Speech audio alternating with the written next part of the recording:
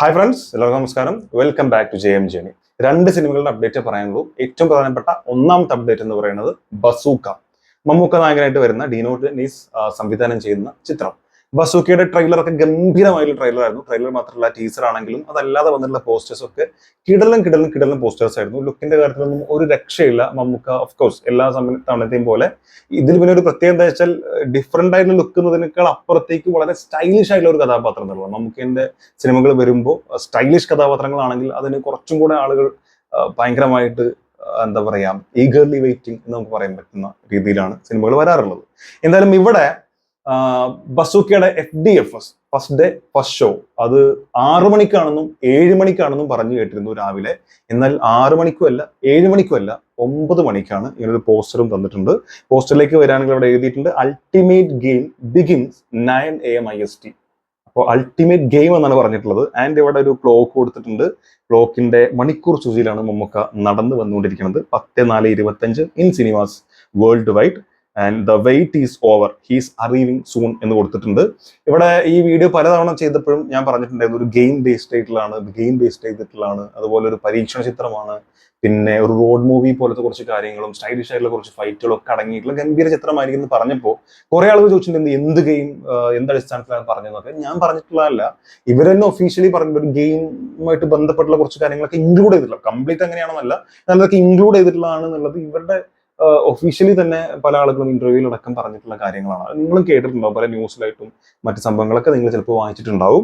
മാത്രമല്ല ഇവിടെ നിങ്ങൾ ശ്രദ്ധിക്കുക, ഇവിടെ അതുകൊണ്ട് തന്നെയാണ് അൾട്ടിമേറ്റ് ഗെയിം ബിഗിൻസ് എന്ന് കൊടുത്തിട്ടുള്ളത്. അൾട്ടിമേറ്റ് ഗെയിം ബിഗിൻസ് എന്നാണ് പറഞ്ഞിട്ടുള്ളത്.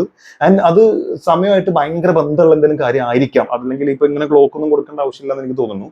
അതായത് ഇത്ര മണിക്കൂറിൽ സോൾവ് ചെയ്യേണ്ട ചില കാര്യങ്ങളോ അല്ലെങ്കിൽ മൊത്തത്തിൽ വില്ലനെ കണ്ടെത്താനോ അല്ലെങ്കിൽ ഇതിന്റെ പ്രധാനപ്പെട്ട ഒരു തീം എന്താണോ അത് സോൾവ് ചെയ്യാൻ ഇത്ര സമയം ഉണ്ടാവുള്ളൂ, അങ്ങനെ എന്തെങ്കിലുമൊക്കെ ആയിരിക്കും. അല്ലെങ്കിൽ ഒരു മണിക്കൂറിൽ നടക്കുന്ന അല്ലെങ്കിൽ ഒരു ദിവസത്തിൽ നടക്കുന്ന അങ്ങനെ എന്തെങ്കിലുമൊക്കെ ആയിരിക്കും, നമുക്കറിയില്ല. എന്തായാലും ഗെയിമുമായി ബന്ധപ്പെട്ട കാര്യങ്ങളാണ്. ആൻഡ് ഇത് കംപ്ലീറ്റ്ലി ഒരു പരീക്ഷണ ചിത്രമാണെന്നുള്ളത് ഇവരുടെ ടീം തന്നെ ഒഫീഷ്യലി ഒരു ഏകദേശം ഒരു 2 ആഴ്ച മുമ്പൊക്കെ പുറത്തു വിട്ടിട്ടുണ്ട്. നമ്മളെല്ലാം അതിന്റെ വീഡിയോ ചെയ്തിട്ടുണ്ട്. സോ മമ്മൂക്കയ്ക്ക് വേണ്ടി കട്ട വെയിറ്റിംഗ് ആണ്. പിന്നെ ഈ സിനിമയുടെ പ്രത്യേകത എന്ന് പറഞ്ഞാൽ മറ്റു സിനിമയ്ക്ക് വന്നിട്ടുള്ള പോലെ ഒരു ഹൈപ്പോ കാര്യങ്ങളൊന്നും ഇല്ലാത്തതുകൊണ്ട് തന്നെ ധൈര്യമായിട്ട് കാണാൻ പറ്റുമെന്നാണ് വിചാരിക്കുന്നത്. ആൻഡ് മമ്മൂക്കയുടെ സ്റ്റൈലിഷ് ചിത്രം, പരീക്ഷണ ചിത്രം എന്നൊക്കെ പറയുമ്പോൾ ധൈര്യമായിട്ട് കാണാവുന്ന ഒരു സ്ഥിതി നിലവിലുണ്ട്. സോ ബസൂക്കയും അത്തരത്തിലൊരു ഗംഭീര പടമായിരിക്കും എന്ന് വിചാരിക്കാം. ആൻഡ് ട്രെയിലർ എനിക്ക് പേഴ്സണലി ഭയങ്കരമായിട്ട് ഇഷ്ടപ്പെട്ടിട്ടുണ്ട്. നിങ്ങളുടെ അഭിപ്രായം എന്തായിരുന്നുള്ളത് മറക്കാതെ കമന്റ് രേഖപ്പെടുത്തുക. സോ മമ്മൂക്ക വരാനായി 10-ാം തീയതി. ഇനിയിപ്പോൾ ടൈമൊന്നുമില്ല, ഏകദേശം ഓൾറെഡി ഏപ്രിൽ ആയോ, April 1. Okay, just 9 more days.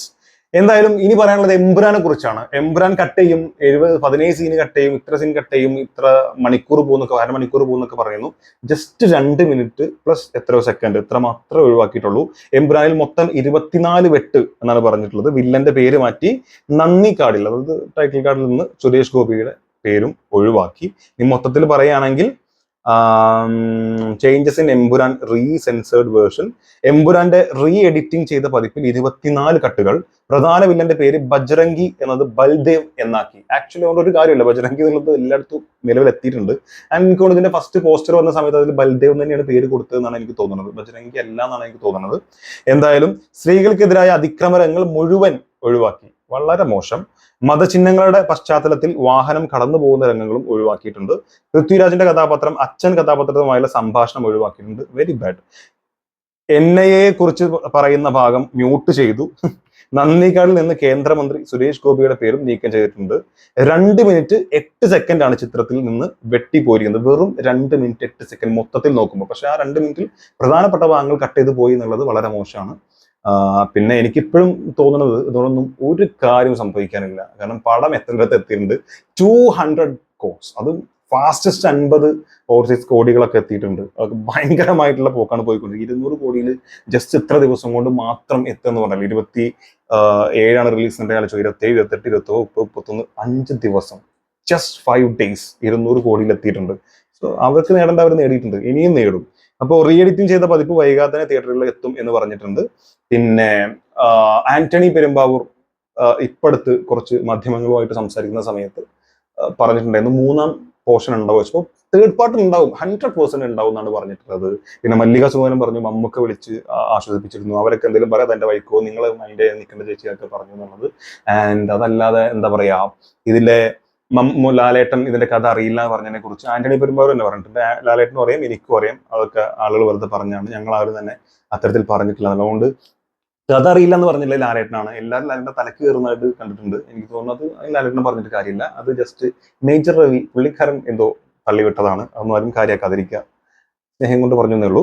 ഇനി ഇതിലെ ലാസ്റ്റ് വരുന്ന ക്യാമിയോ ആരാണെന്നുള്ള എല്ലാവർക്കും അറിയാം, റിക്യൂനായിരുന്നു. അതല്ലാതെ വന്നിട്ടുള്ളത് ആരാണ്? പ്രണവ് മോഹൻലാൽ. ഓഫ് കോഴ്സ് ഇപ്പൊ എല്ലാവരും അറിഞ്ഞിട്ടുണ്ടാവും. എന്തായാലും ഈ പോസ്റ്റർ പൃഥ്വി ഇന്ന് പുറത്തു വിട്ടിട്ടുണ്ട്. ഇതിനു മുമ്പ് പൃഥ്വിരാജ് തന്നെ അദ്ദേഹത്തിന്റെ സെയ്ദ് മസൂദിന്റെ ഒരു പോസ്റ്റർ ഇട്ട സമയത്തും ലാലേട്ടന്റെ പേരോ മറ്റ് ഗോകുലിന്റെ പേരോ ആന്റണി പേരോ മറ്റു സാധനങ്ങളൊന്നും കൊടുത്തിരുന്നില്ല. അപ്പൊ അത് വലിയ ചർച്ചയായിരുന്നു.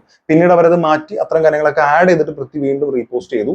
ഇപ്പൊ ഇവിടെ തന്നതിലും അത്തരം പേരുകളും കാര്യങ്ങളൊന്നും ഇല്ല, ഇതിലൊന്നും പ്രത്യേകിച്ച് ഒന്നുമില്ല, ക്യാരക്ടർ ജസ്റ്റ് തരുന്നുള്ളൂ. നമുക്ക് എല്ലാവർക്കും ലൈക്ക പ്രൊഡക്ഷൻസ് ആണ്, ഗോകുലനുണ്ട്, ആന്റണി പെരുമ്പാവൂരുണ്ട്, ആശീർവാദ് സിനിമാസ് ഉണ്ട്, മോഹൻലാലാണ്, അതൊക്കെ നമുക്ക് അറിയുന്നതാണ്. സോ അതിന്റെ ആവശ്യമുണ്ടോ? ഒരു ക്യാരക്ടർ പോസ്റ്റർ. സോ എന്തായാലും പ്രണവ് മോഹൻലാൽ സ്റ്റീഫൻ എന്ന് പറഞ്ഞിട്ട് ആ ഒരു സാധനം കൊടുത്തിട്ടുണ്ട്. എന്തൊക്കെ പറഞ്ഞാലും ആ ഫൈറ്റ് ഒരു രക്ഷയില്ലായിരുന്നു, കിടിലൻ ഫൈറ്റ് ആയിരുന്നു. ലാസ്റ്റ് പ്രണവിന്റെ മുഖം കാണിച്ച് നോക്കി ചടച്ചു. അത് പ്രണവ് ആയതുകൊണ്ടല്ല, നമ്മളുടെ പ്രതീക്ഷ വേറെ ആളാണ്.